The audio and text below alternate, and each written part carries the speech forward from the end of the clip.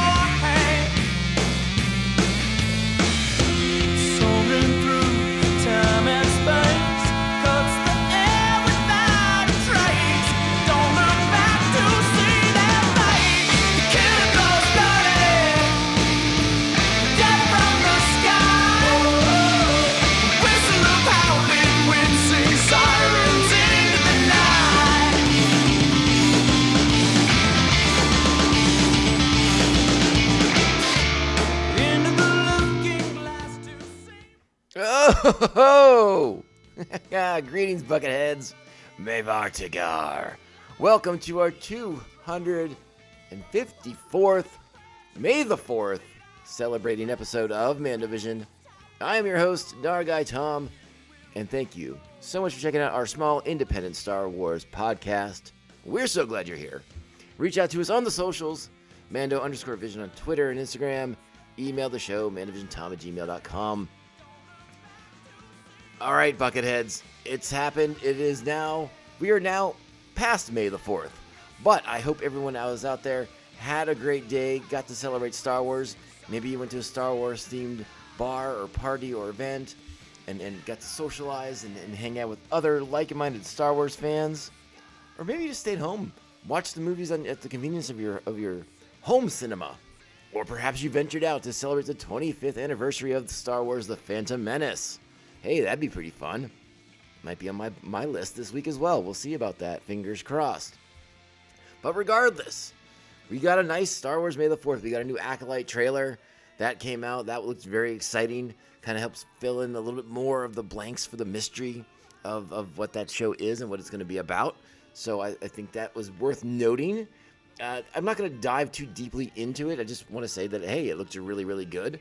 And I'm here for it. I'm excited. I want to see, again, everyone knows if you've been listening to this podcast, I am a big advocate of telling Star Wars stories that aren't in the Skywalker timeline. Let's get out there. Let's do some new things. Let's push the boundaries and really kind of shake things up a bit. And looks exactly what the Acolyte's going to be. And that show's going to be out with us in less than a month, in June. And we've gotten word that Skeleton Crew will be coming out in December, around the holidays. So that's exciting and something to look forward to. And obviously the reason why we are here, the main reason why we're here for this episode is to talk about Star Wars Tales of the Empire, the new 6-part sort of anthology-ish series following two characters. Morgan Elsbeth, a character that we know very, very little about. We got some more information about her from the Ahsoka series, introduced to us obviously back in season 2 of The Mandalorian, but a character whose backstory is largely a blank canvas. But they wanted to fill in some of that a bit for us. And then another character, Bariss Offee, one of the most asked about characters from Star Wars: The Clone Wars, and a character that has two different fates. Has a fate from pre-Disney and now has a fate post-Disney.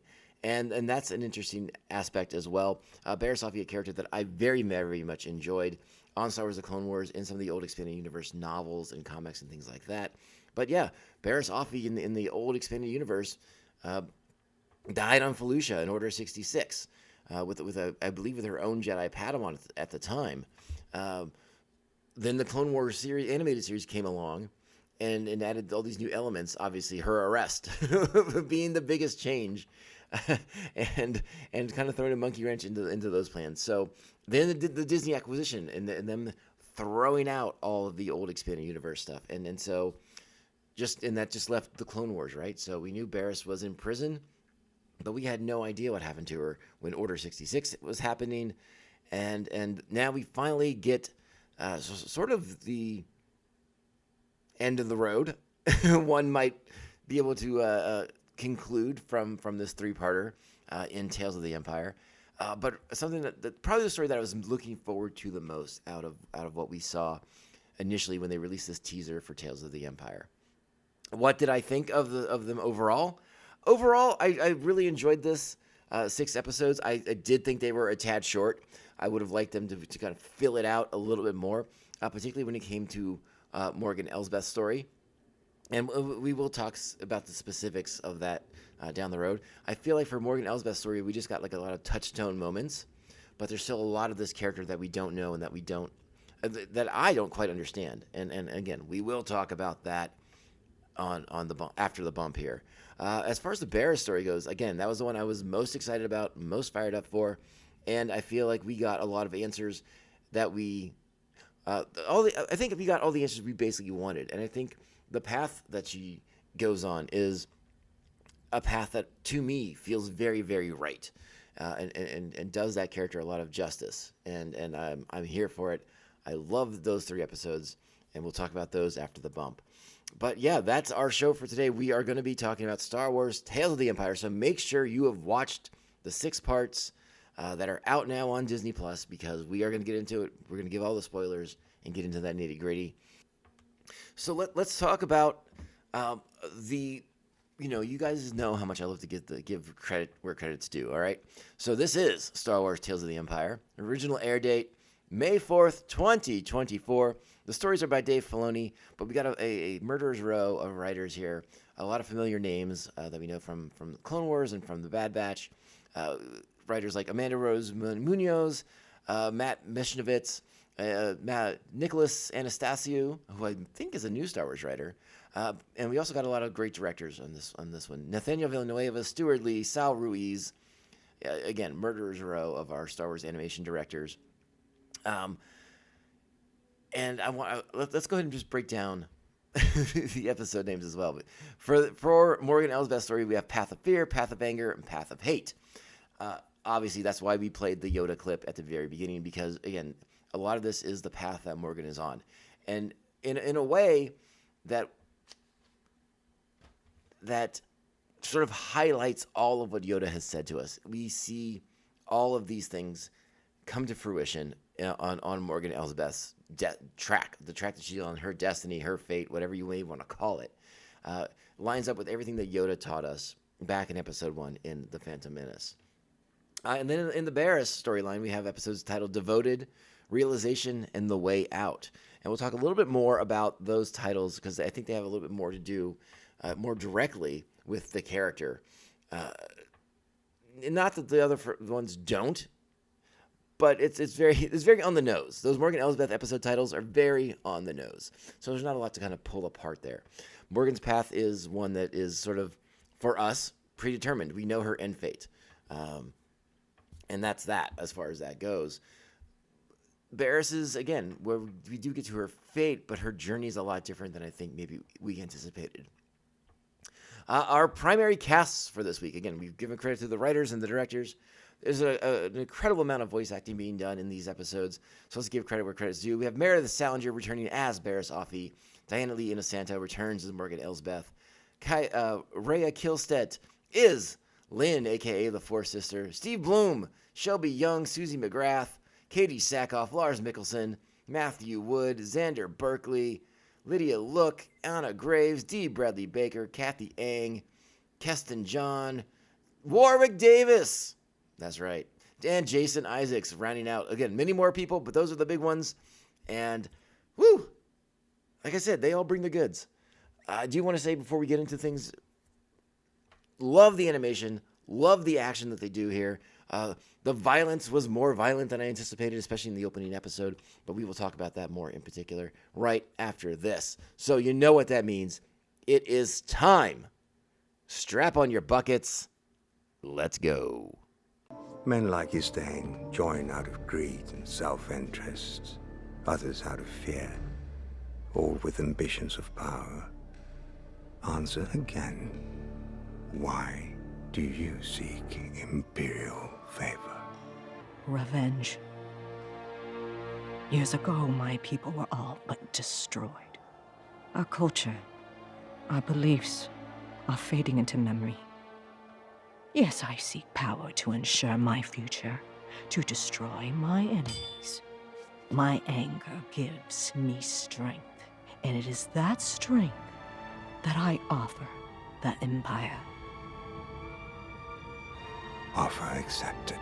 Our Morgan Elsbeth arc opens during the massacre of the Night Sisters on Dathomir at the hands of the separatist droid army, and led by General Grievous. We've seen this before. This is from Star Wars: The Clone Wars, one of the most violent episodes in the history of Star Wars: The Clone Wars, and that violence is, I think, ramped up a little bit more even in this episode as we see Morgan's mother, a full-fledged Night Sister, just going after the droids in a pretty hardcore fashion, and a group of younger Night Sisters trying to escape as I said, the massacre of their people. And we already know this isn't going to go well. It doesn't go well. But again, the level of violence that we see to open this animated special, pretty intense, pretty cool stuff. Getting to see a Night Sister just impaled through the chest by a lightsaber from behind, something we've seen before, but it is not to be diminished by this particular one, because it's just, again, the look on the face, the animation is so incredible.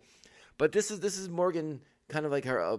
It's not even like a baptism by fire, but this is like one of the defining moment of Morgan Elsbeth. Right, this is what happens. This is what sets her on her path. Her mother dies, her sisters die. She survives. She's rescued by the Mountain Clan. Again, another element of that Courtship of Princess Leia book from back in the 90s that's now sort of being reincorporated into the current canon, which I think is very, very interesting. And, again, that's not a book I've read recently. So my memories of the Mountain Clan are vague and nebulous at best. But in this episode, what I like about the Mountain Clan is that they're almost an opposing way to use Force magic from the Night Sisters. The Night Sisters with that green Force magic that has a very dark side kind of element to it all. And then you have the Mountain Clan, which seems to be more of like the light side version of things, and almost if the Night Sisters are Sith, then the Mountain Clan would be Jedi, right? That seems to be kind of like the contrast that we're going for with the two clans and their opposing point of views. But Morgan's rescued by this Mountain Clan and taken back to their base, or their camp, their home, if you will, in the mountains. And the Mountain Clan's still trying to figure things out. They don't know why the droid army was there. They weren't involved in any of those machinations that the Queen Mother, Mother Talzin, and Palpatine were in Dooku as well. They weren't involved in any of that stuff. They don't know why the droid army's there, but they're fearful. And Morgan, after the loss of her mother, is itching for another fight, and she's going to try and stoke the fires of that fear to get what she wants, which is revenge, of course. She's able to persuade some of the younger members of the Mountain Clan that, hey, I know where this armory's at. Let's go get some weapons, just in case those droids do show up.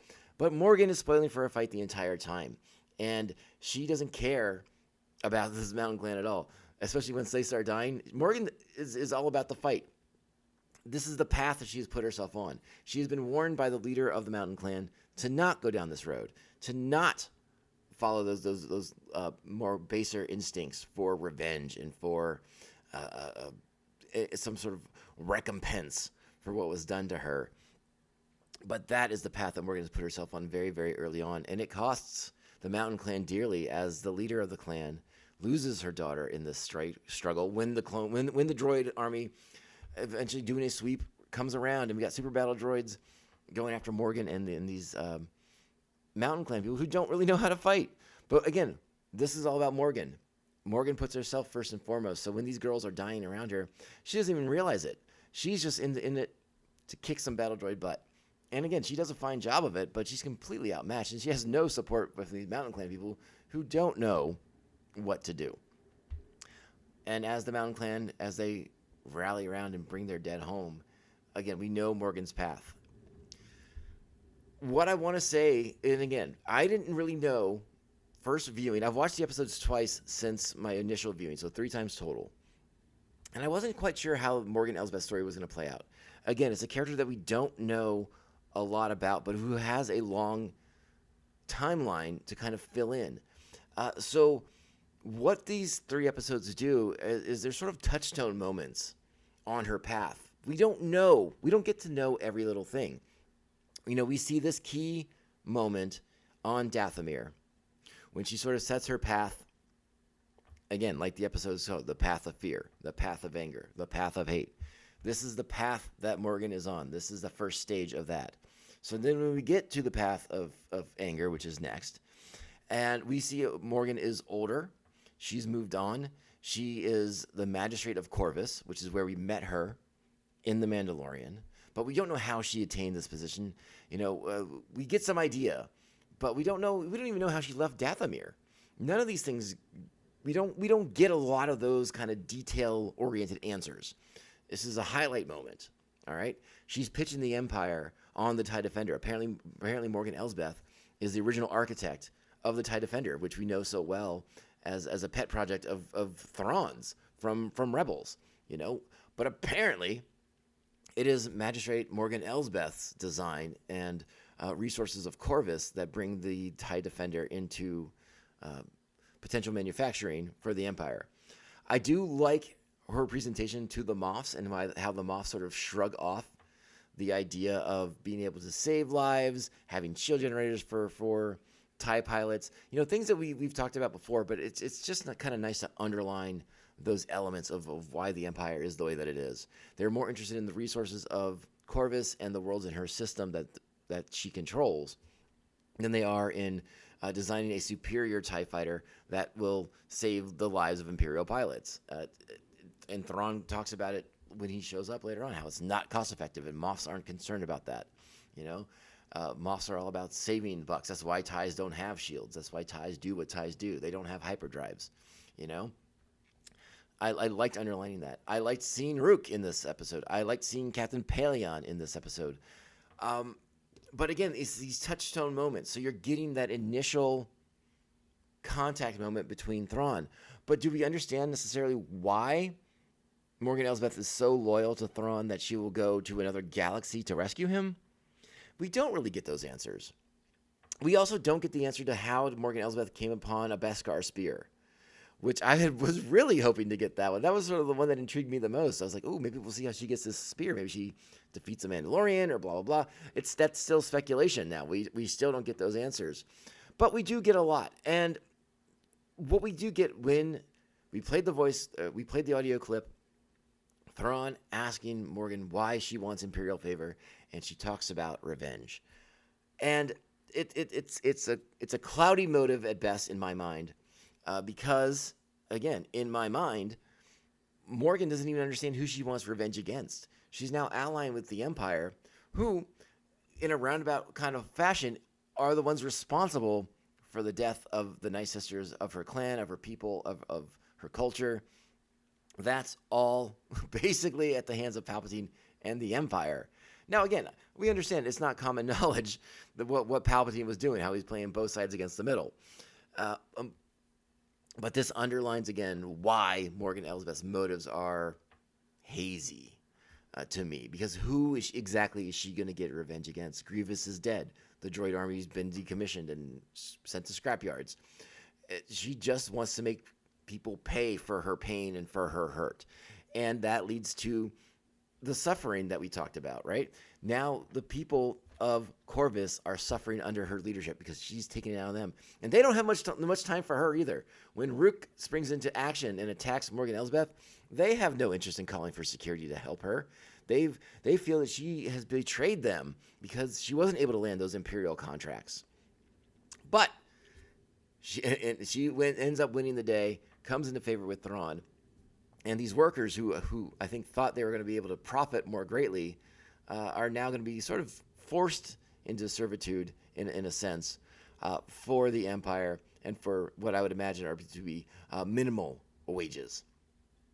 And then we get to the third episode, which is another jump in the timeline, because now we are in a post-Empire world. We are pre her first appearance in The Mandalorian, but the New Republic comes a-knocking. A former being who lived in Corvus under Magistrate Elsbeth returns as a senator and wants to invite Corvus to join the New Republic. I thought it was interesting how Morgan had controlled news basically at this point. When the senator arrives, the citizens of Corvus had no idea the Empire had been defeated. And I would imagine that is because Morgan Elsbeth was not going to tell them that. Now, again, this Morgan is more in line with the one we meet in The Mandalorian. She's isolated herself. She has mercenaries around the town to kind of keep the people in line. But I sort of wonder, like, again, I don't know what's going on. The Empire's been overthrown. It's been around that 5-year mark that we talked about post-Return of the Jedi. Obviously, the TIE Defender program's been scrapped. So what exactly has Morgan Elsbeth been doing? These are questions that I don't have answers to. Now, again, she lashes out at the New Republic. She's going to make this girl pay for leaving Corvus because she believed that the work was beneath her. And again, the interplay between the two characters is very, very interesting. And it's all in many, many senses, it's setting up what we see when Ahsoka shows up on Corvus to arrest the magistrate. There's a big element to fire in these 3 episodes, particularly in the first episode and then here in the third episode when Morgan burns the forest around the prime capital there. Very reminiscent of the Clone Wars explosions and the fires that Morgan is coming out of there. And, when we leave Morgan on Dathomir after the battle with the super battle droids, after the Mountain Clan has suffered their losses, we see Morgan wrapped in fire, basically. And that's how this third episode ends as well, after she's blown up the Republic ship, after she has lit the forest on fire around the capital, and after she has destroyed the comm device that has the voice of Bo-Katan on it, saying that Bo has heard their distress call. Where are they? What do they need? And at this point, Morgan is just there crushing hope. This is the path of hate. She basically hates these people, and now she's going to make them suffer. And that seems to be what they've been doing since the Empire has fallen, just suffering. Again, I wish we had more answers to some of Morgan's motivations. Again, I want to know about that Beskar spear. I want to know why she thinks the Empire is sort of worthy of her and her ideas and her vision and her mind. I don't understand. We don't know necessarily the instant loyalty to Thrawn. Is it just because he approached her and recognized her mind for the brilliance that it is? Again, there's a lot of history for Elsbeth that we don't have. These are just sort of touchstone moments in her life, and I think they're good enough. They get us where we need to go. They get us a better understanding of this character.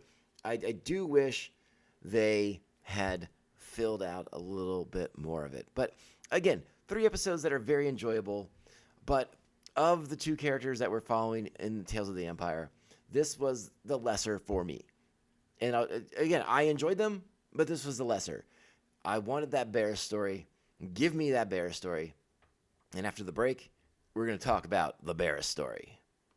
They were about to surrender. Irrelevant. The Jedi are a threat to be eradicated wherever they are found.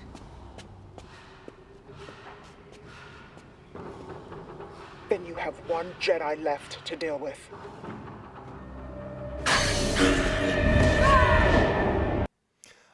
The Bariss Offee story. I love these 3 episodes. The first episode, again, Disney / Lucasfilm did a great job when they released that original trailer for Tales of the Empire, and we see Bariss with the Inquisitors, and that is the first episode of this, the devoted episode, right? And it's Bariss being given an opportunity to find a new path. She is able to avoid Order 66 in the new canon, unlike the old Extended Universe where she did not, because she's locked up and not considered a Jedi anymore. So the clone troopers don't come for her. They don't execute her in her prison cell. She sees the Jedi Temple burning in the distance, wants to know what's going on, and then they tell her, you're lucky you're not a Jedi anymore, or else you'd be on fire too. But Barriss is a complicated, complex character, right? We know that she did horrible things. She murdered people. She framed Ahsoka Tano. She blew up a hangar in the Jedi Temple, and in a misguided effort to sort of call out the hypocrisy of the Jedi in involvement in the Clone Wars. So Barriss wasn't necessarily wrong with the things she was saying and with her beliefs necessarily, but she went about them the wrong way. She was tempted by the dark side to do dark deeds and to kill people, and in order to sort of point out the inherent hypocrisy of the Jedi, which we have talked about countless times in this podcast. So don't worry about that, because I still believe it. But Barriss is a Jedi to her core, and in many, many other senses of the word. And perhaps it's her time in prison to think about these things, about the choices she made. Perhaps it is the time that she will now spend with the Inquisitors. That it helps sort of underline that she's a good person at heart who just made horrible, horrible choices. And that's where these two characters in this series, Morgan Elsbeth and Bariss Offee, differ, right? They make choices. They are presented with temptation to the dark side. And Barriss has touched the dark. She's done the bad things. But she is a Jedi in her core, to the bone, spiritually, any way you want to look at it, right? Like Bariss Offee knows the difference between right and wrong, and even though she was wronged at a certain point, she has to move past that and beyond that to be a better person. Morgan Elsbeth, on the other hand, does not have that. She was raised a Night Sister. She knows that anger and hate, these things make you powerful. That's her belief system. So she goes down that path continually and does not attempt to right the ship. People will pay for the hurt that she feels. Barriss is different, and it takes a little bit of time for her to realize that maybe the Jedi had lost their way, but at their core, the beliefs that the Jedi have are right and good and just and protect the innocent and save people from suffering in the galaxy. Again, it takes a little bit of time because Barriss is lost. When we first get there, she's lost, and she's put in this position with the Inquisitors. And I loved going to the Fortress Inquisitoris as it's being built up, hanging out with the Grand Inquisitor, voiced expertly by Jason Isaacs, and kind of seeing the process. Again, I'm sort of reminded of the Joker in The Dark Knight with his aggressive negotiations, and he breaks the pool stick and just gives it one half to the guys to fight for. And that's kind of how it is to become an Inquisitor. She has to square off against Dante, a Jedi that she knows, at the very least a Padawan that she knows from the Jedi Temple days. And another Padawan is there as well, Amir. And he's like, this is crap too. The Jedi were wrong, and these guys are even wronger. I'm out. Well, he doesn't make it very far, does he? No. So it comes down to Dante and Barriss, and she's put in a position where she has to kill again. And she kills almost in the exact same fashion in which she did in Star Wars The Clone Wars, using the Force choke, snapping necks, writing checks. And Barriss is now the newest Inquisitor. And we get that cool scene like we saw in the trailer where we see Force Sister, we see Barriss, we see Maruk, and another new Inquisitor that we know nothing about. Which, by the way, we didn't even talk about. When you queue up these episodes, you get them going, there's a whole new slew of droids and helmets in the Star Wars Open now, including this mysterious Inquisitor's face. So perhaps this is a character we will get more backstory from later on. I'm curious about his giant cape with Imperial insignia on the shoulders, and his mask in general is very, very cool. It's To me, it's very Plague Doctor-esque. Looks a little bit like the Executioner from the X-Men comics. I want to know more. Tell me more about this guy. But again, another kind of like Star Wars classic misdirect, right? Maruk's in this show. Yeah, but he's nobody. He's nothing. It's just another guy in a helmet, and we're never gonna get that information on who these people are, I guess, or at least not in this iteration of Star Wars storytelling. So Bariss joins the Inquisitors, and we feel like, oh, that's her path now. She's gonna be hunting Jedi and killing Jedi, and when we pick up in the next episode in Realization, again, an important title because, again, hunting these Jedi down. This episode, we see the contrast between Fourth Sister and Bariss, who we don't know her Inquisitor name, which I would have liked to, but what can you do? So we go to this world where there's been reported Jedi sightings, and because, again, this is what we know the Inquisitors do. They get information, they get reports, and the Inquisitors are dispatched to find and eliminate any Jedi hideaways, stowaways, whatever you want to call them, Jedi on the run, and to eliminate them. So they investigate. Bariss is with Four Sister. They go to this world, and Four Sisters' tactics versus Bariss are very, very different. We see Bariss with the small child. She takes her helmet off. She connects. She talks. She makes the child feel safe. And she gets the information that they need. Meanwhile, Four Sisters like, well, you guys could have told us this same thing. And she makes them pay for it, for not divulging the information that they needed to find the Jedi hiding in the mountains around them. And again, Bariss, these are tactics that Bariss does not agree with, does not approve of. And that comes to a crystallization point. It crystallizes for her on the mountain in the battle with the Jedi as Four Sister and her square off against the Jedi. And Bariss goes about things in a very different fashion. She attempts to talk to the Jedi, talk him down, get him to understand that come with us to Fortress Inquisitoris, sign up. It's a new galaxy, new opportunities await for you.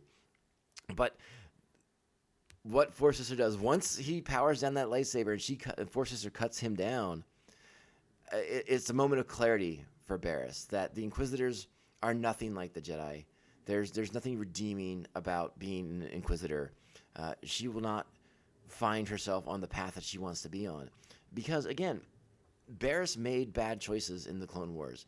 She went in the wrong direction with her concerns about what the what the Republic was doing, with what the Jedi were doing, and she went down the dark path. But she has seen the light, and through her time with the Inquisitors, she sees the light. And so I love that line as her and Four Sister are walking away, and she's just like, "You have another Jedi still here." It's so good. And again, Bariss, like, we've seen her with a lightsaber before, but she doesn't rely on it. So when Four Sister engages her blade and runs charging, Bariss is with an awesome force push right off the side of a mountain. That's like straight out of a video game. I mean, that is Fallen Order. That is Force Unleashed. Just whipping out that force blast and pushing Four Sister off the mountain to conclude that second episode is so great. It's so awesome. And it's that, again, crystallizing moment for Bariss, where it's like she is a good person at her core. She is a Jedi at her core. And that was awesome. And then we get to the third episode, the Way Out. And this is a great episode for so many reasons. And I'll let her explain one of them right now. I forgive you. I don't want your forgiveness. I want you to show me the way out. You know the way out. You just have to accept it, Lynn. Stop calling me that. But that is who you are. There is no way out. Is there? That's what the Empire wants you to think. So now in this third episode, we catch up with Bariss on another planet, another world, and she's like this sort of mysterious force healer person doing great things, helping people, helping force-sensitive children, and clearly giving of herself. I think that's why she appears to be so much older than Fourth Sister. Is like she's giving of her force, her life force, to aid in the healing of others and to aid them in their escape from Imperial pursuit. So Barriss is sort of living this very altruistic life, perhaps as a form of atonement, perhaps as a form of penance, but she is giving and self-sacrificing, and the version of her that she wants to be. And I think that stands out. Again, this is seeing Barriss in a way that we haven't before. Not even as a Jedi, so kind of having achieved full self-actualization, realizing who she is and who she wants to be, and being that person. And of course, we get the return of Fourth Sister, obviously surviving that force shove off the mountainside. And my guess is, as far as the timeline goes, this must be after we see Fourth Sister and Kenobi, right? Because after this experience, how could Fourth Sister possibly go back to the Inquisitors? That's my question. I don't believe that she could, but the ending is a little bit hazy and unclear. But I would imagine that Barriss has put Lynn back on the right path. And I love, throughout these 3 episodes, this dynamic between Barriss and Fourth Sister, a.k.a. Lynn, and how Barriss just constantly refers to her as Lynn, never calls her Fourth Sister, never embraces her as this Inquisitor person, always calls her by this name. And so when they reunite in this episode, and it's been many, many years since their last encounter, I love that Barriss calls her out as basically like a child killer. And it was like, is this what you do for the Empire? You hunt down and kill children? Okay. That doesn't feel like something you should be doing. Doesn't feel like a you thing. But when again we get to like that, there is that duality with the fire for Morgan Elsbeth in episodes 1 and 3, and then in episodes 4 and 6 in this one we get the great lightsaber exchange. In episode 4, it was Barriss against the Grand Inquisitor, and how he was able to evade her because her emotions had made her predictable. And this time around, it's Fourth Sister who's predictable, and Barriss effortlessly dodging and weaving around her lightsaber attacks, no matter what she does, whether it's the single blade, the double blade, the spinning blade. Barriss knows all the moves ahead of time and evades them quickly and easily. And then we go into the cave, which is echoes of the cave in Dagobah. And, you take in with you, but what you take out is the key ingredient, right? And so Barriss, in a sense, I think sacrifices herself. I don't know if it was her intent to get impaled by Fourth Sister, but that's the moment that Fourth Sister begins to understand that she has been trapped and ensnared. And what does the Empire do? It traps and ensnares. And this has always been Palpatine's MO, to trap, to ensnare. It's classic from the jump. I mean, this is what he does to the Empire. This is what he does. This is what he does to the Republic. This is what he does to the Jedi. This is what he's done to the Inquisitors. Like, this is how he maintains his control. He traps you. He makes you think there is no way out. And here's Bariss Offee showing Lynn, the Fourth Sister, the way out. It's obviously it's a big old heavy metaphor.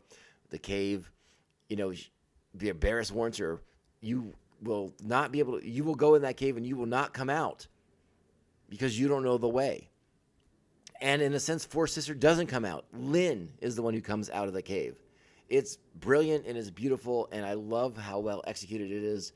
Obviously, it feels like this is the end of Barriss' story, that she's sacrificed herself.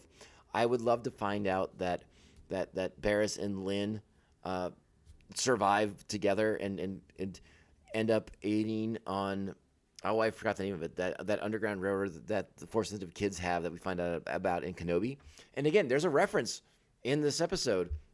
They're going to send that kid to meet up with a friend of hers, clearly Ahsoka. So Ahsoka must have forgiven Barriss and must have be a part of this underground railroad for Force-sensitive kids and Jedi that we learned about in the Kenobi series. And I love that so very, very much. And you can sort of make the argument that in this Barriss storyline, we're sort of getting like those touchstone moments like we did with Morgan, but I feel like this gives us a more full picture of Barriss from the Clone Wars to where she ends up here. And if this it does end up being her final moments, the path of redemption that she took to do what she did, to sacrifice herself, to save innumerable Force-sensitive children and families from the Empire, from the Inquisitors, and then in this final act to possibly have redeemed, or at least given the opportunity for redemption to fourth sister, a.k.a. Lynn, at the expense of her own life. I thought it was exceptional. I thought it was a beautifully done arc and episode. I've watched it multiple times. I've loved the dynamic between these two characters from the jump. I love when it reaches that pinnacle moment in the second episode, in the realization episode, when Barriss realizes that no matter what, she is Jedi in her heart. It's a great culmination of everything that we've seen of why the Empire is ultimately going to fail. And to this moment where, again, you sacrifice yourself to show someone else the light, to help redeem someone else. This is Barriss's life. And I'm going to use the word again. I thought it was brilliant. I thought it was excellently executed. And it's killer stuff.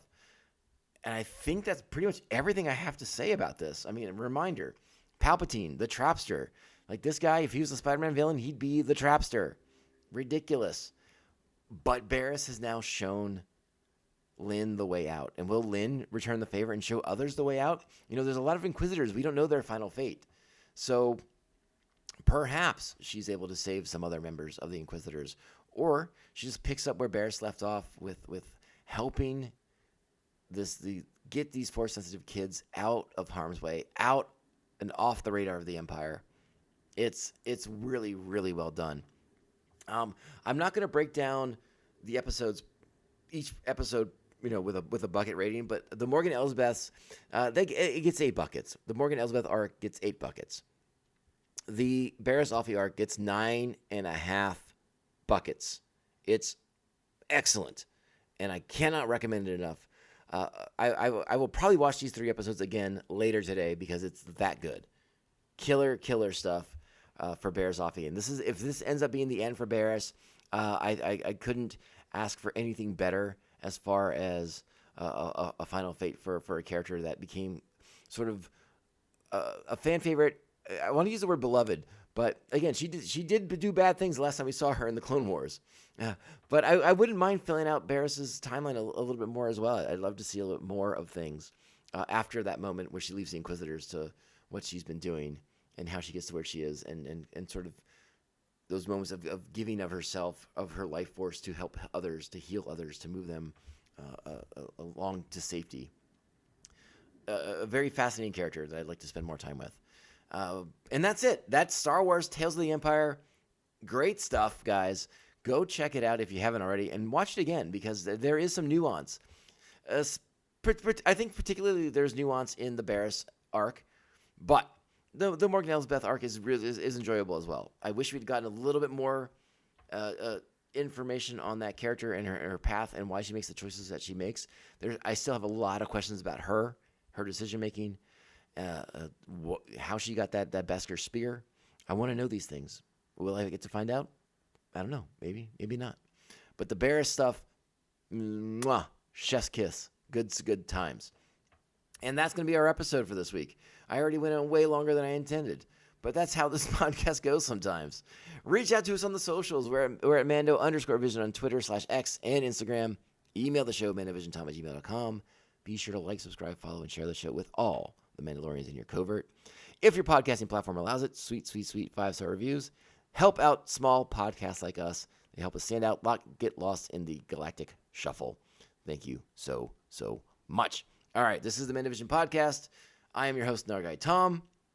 Thank you for being here, Bucketheads. You are the best. You continue to be the best. Happy May the 4th, belatedly, to everybody. Hope you got some sweet merch. I know I picked up a few things, mostly clothing items. Roosevelt's. You guys keep making awesome things. Keep spending too much money at Roosevelt's. All right, Bucketheads. I'll talk to you soon. Go out there, continue to be great Star Wars fans to each other and to others, and get others to watch these episodes.